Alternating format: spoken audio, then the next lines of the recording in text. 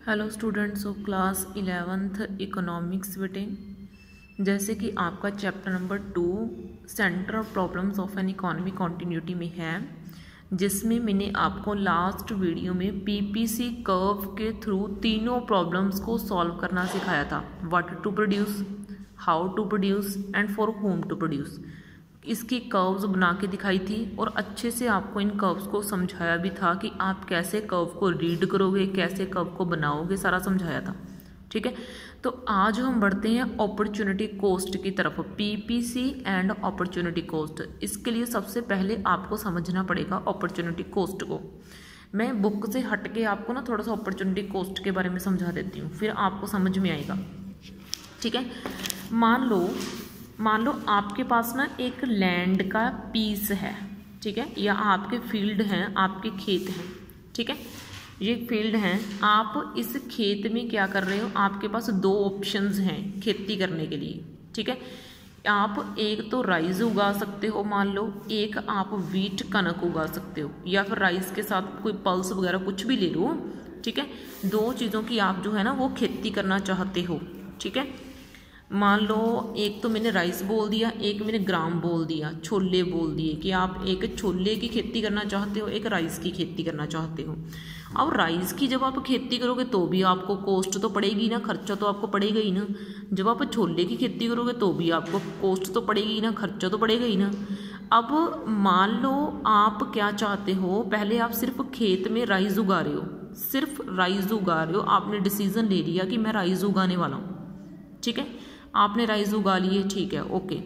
फिर आपका बाद में सोचा कि मुझे थोड़े से हिस्से में छोले भी उगा लेने चाहिए, चलो पूरे खेत में ना सही, मैं थोड़े से हिस्से में ना छोले उगा लेता हूँ। ठीक है, तो आपको जो थोड़ा सा हिस्सा आप छोले को दोगे, वहाँ पे आप ग्राम उगाओगे, तो वहाँ पे आप क्या नहीं उगा सकते, अब राइस नहीं उगा सकते।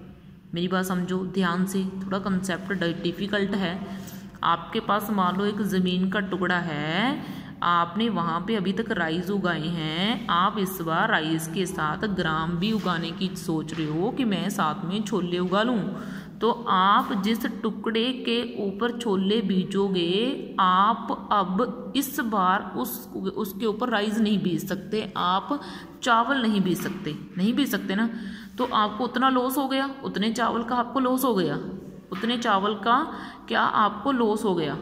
ठीक है, तो जितने चावल का आपको लॉस हुआ है उतने ही पैसे का आपको फायदा भी तो हुआ है ग्राम के रूप में। छोले की आपको कॉस्ट, अगर आपने राइस की कॉस्ट खो दी है तो आपको छोले की कॉस्ट तो मिल रही है ना, मिल रही है ना। तो हमने अपॉर्चुनिटी कॉस्ट में क्या पढ़ना है कि आप जिस चीज़ को उगाते हो, एक्स्ट्रा को, जिस दूसरी चीज़ को आप प्रेफर करते हो, उसका जो दाम है वो इक्वल होता है जो दूसरी चीज़ आपने छोड़ी है उसके दाम के। बात समझो, बहुत डिफ़िकल्ट है, माइंड में स्टेबिलिटी लेके आना इस चीज़ के लिए। मैंने बोला कि जो छोले हैं आपको इसकी कीमत तो मिलने वाली है ना, तो आपके इन ग्राम्स की कीमत इक्वल होगी उस राइस के लॉस के जो आपने छोड़ दिए। जो पहले आप इस ज़मीन के ऊपर लगाते थे ना, अब आपने उतने राइस नहीं लगाने, जितनी कीमत आपको इतने राइस से मिलनी थी वो तो गई ना, लेकिन उतना ही फ़ायदा आपको कहाँ से मिलेगा, अब छोलों की कीमत में मिलेगा। यानी कि इतने ज़मीन के टुकड़े में वो छोले उग रहे हैं, वो किसके इक्वल हैं, जितने इतने टुकड़े में राइस नहीं उग रहे उसके लॉस के इक्वल हैं। ठीक है, उसको बोलते हैं अपॉर्चुनिटी कॉस्ट की। जब आप एक चीज़ को छोड़ के दूसरी को मौका देते हो तो आपको पहले मौके का लॉस करना पड़ता है, उसको बोलते हैं अपॉर्चुनिटी कॉस्ट। ठीक है, इसकी तो एक और बेस्ट एग्जांपल मैं अगर आपको बताऊं, आपकी बुक में नहीं है वो एग्जांपल मैं आपको बता देती हूँ। मान लो आपने इंटरव्यू देने गए, आप इंटरव्यू देते देते 3 जगह पर पहुँचे। ठीक है, मैं मान लो राम है, वो बैंक में इंटरव्यू देने गया, उसको 20,000 रुपीज़ सैलरी बोल दी कि तेरी सैलरी 20,000 रुपीज़ है। अब वो दूसरी जगह पर इंटरव्यू देने गया, मान लो वो टीचिंग की लाइन में इंटरव्यू देने गया, उसके लिए उसको 15,000 मिल रहे हैं, ठीक है।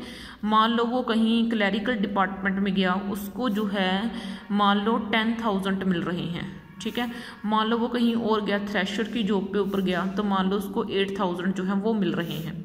अब वो कौन सी जॉब चूज़ करेगा, तो ऑब्वियस है वो बैंक की जॉब चूज़ करेगा, ठीक है। तो बैंक की जॉब चूज़ करने के लिए उसको बाकी जॉब से जो पैसा मिलना था उस सभी का क्या करना पड़ेगा, छोड़ना पड़ेगा। उस सभी का उसको क्या हो जाएगा, लॉस हो जाएगा। तो अगर वो बैंक में जॉब करना चाहता है तो उसको बाकी दूसरी जगह पर जो पैसा मिलना था उसका लॉस हो जाएगा, उसको छोड़ना पड़ेगा, ठीक है।